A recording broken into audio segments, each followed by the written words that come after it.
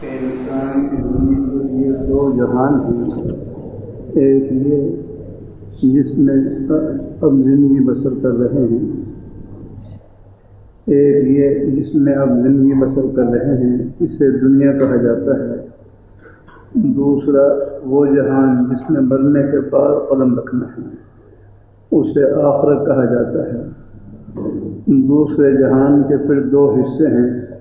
ایک حصہ قبر میں دفن ہونے کے بعد میدان محشر میں کھڑے ہونے تک، اور دوسرا حصہ میدان محشر سے شروع ہو کر ابد الآباد تک.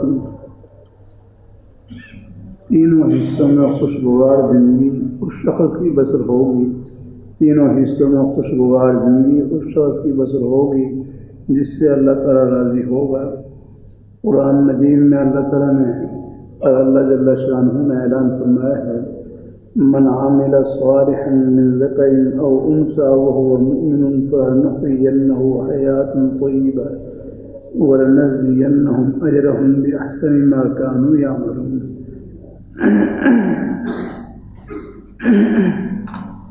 ترجمہ: جس نے نیک کام کیا، مرد ہو یا عورت، وہ ایمان بھی رکھتا ہو، تو ہم اسے ضرور اچھی زندگی بسر کرائیں گے اور ان کا حق انہیں بدلے میں دیں گے، ان کے اچھے کاموں کے عوض میں جو وہ کرتے تھے. اللہ تعالیٰ کا ہر فرمان سچا ہے. اللہ تعالیٰ کا قرآن میں اعلان ہے: تمت کلمت ربک صدقا وعدلا. عورتیں رب کی باتیں سچائی اور انصاف کی حد تک پہنچی ہوئی ہیں.